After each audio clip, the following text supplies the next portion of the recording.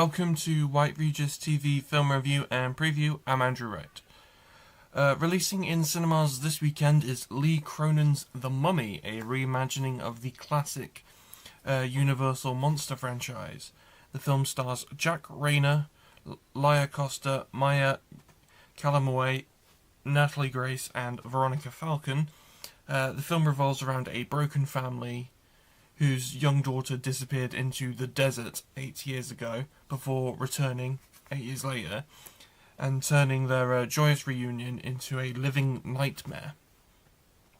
This film is a bit of a stark departure from previous iterations of The Mummy, as there is quite famously the Brendan Fraser action-adventure version and the Tom Cruise action-oriented horror version. But this version is very solidly a horror-oriented version. It's rated 18 for horror and gore, and if you watch the trailer, you can definitely see where it's been influenced by things like The Exorcist and Evil Dead, which is pretty much, I think, obvious because Lee Cronin's last film was Evil Dead Rise, so... it's also received mixed reviews from critics. I think the reviews were embargoed until Thursday, which is yesterday for me. So the reviews are only starting to slowly trickle in. Or I don't think it got that much press coverage. I think it only got American press coverage. I haven't seen any UK critics reviews yet. So Lee Cronin's The Mummy is in cinemas now. This week, Oscar heavy hitter Hamnet arrived on home video. The film stars Jessie Buckley and Paul Mescal as Agnes and William Shakespeare, alongside Emily Watson, Joe Alwyn, and Jacoby Jupe.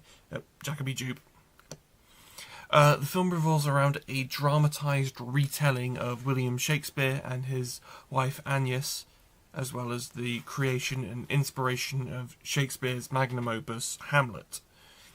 The film won Best Motion Picture Drama at the Golden Globes, as well as Outstanding British Film at the BAFTAs, and picked up a Best Picture nomination at the Oscars, alongside other nominations.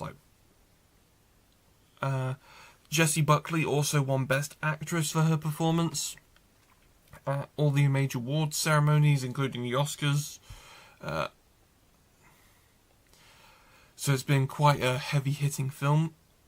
I watched the film for the first time this week, and I honestly didn't know what to make of it. It's supposed to be biggest thing I've heard about it is it's supposed to be an emotionally manipulative film, but I didn't really feel that.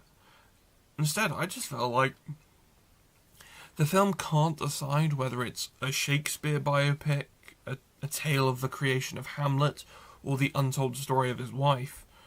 I also thought that despite Buckley winning all the awards for it, she is acted off the screen by Mescal and Jupe.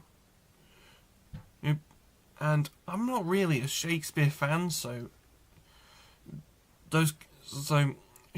sort of things like Shakespeare adaptations don't really appeal to me. I don't like the thing I don't like about the first Thor film is how Shakespearean it feels. So I gave Hamnet 3 stars out of 5. Hamnet is available on home video now.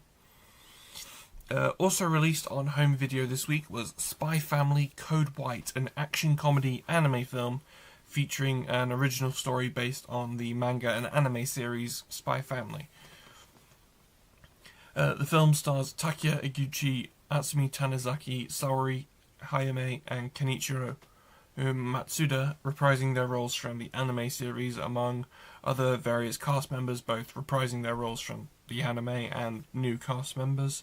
The film revolves around the Forger family, Lloyd, an undercover foreign spy, Yor, a covert assassin, Anya, a telepath, and Bond, a dog who can see the future, going on vacation to the frigid northern country of Phrygia, only to get caught up in a political scheme and have to stop them from inciting war between Ostania and Westalis, all without exposing their secret identities to each other. So I saw the film in cinemas 2 years ago. I might have covered it on this program back then. You'll have to forgive me if I don't remember. And because it's an anime film, it does take a while to come out on home video. But so this is the first time I've seen it in 2 years, because I didn't watch it on streaming. But I really liked this film. I thought the animation and direction was good. The performances were good, and it brought what I like about the series into the movie, namely the ability to balance and maintain the serious and comedic elements without dropping in quality. I gave the film 4.5 stars out of 5. Spy Family Code White is available on home video now, as well as I think it's streaming on Netflix. Well, it was last time I checked, which was a while ago. And it's also streaming on Crunchyroll. Streaming on Netflix last weekend was the survival thriller Thrash. The film stars Phoebe Dynevor, Whitney Peak, and Digimon Honsu, and revolves around a coastal town getting hit by a Category 5 hurricane, which is the worst kind of hurricane you can have, which floods the town and brings in ravenous sharks through the flooded streets to terrorize the various characters. So the film has received a lot of negative reviews from both critics and audiences. It came out last Friday on the 10th, but I was busy, so I didn't get to watch it till the Sunday. And yeah, it's received a lot of negative reviews from both critics and audiences, but I found that the film is exactly what it says on the tin. I think for better or worse, it's got a shonky script, but otherwise, it's just meant to be a bit of fun. It's a shark attack film. It's just a shark attack film. It's the sort of film you'd see on late night, like sci-fi, on like a late night sci-fi channel billing, like alongside Sharknado. It's pretty much exactly like Sharknado, but with a budget. And it's just meant to be a bit of fun for people who like the shark attack horror survival movie genre like I do. I love Jaws, I like Sharknado, I like 47 Meters Down. You know, just sort of along those lines. So I was very I gave the film 3.5 stars out of 5, which is probably the highest rating you'll see for it going. Thrash is streaming now on Netflix.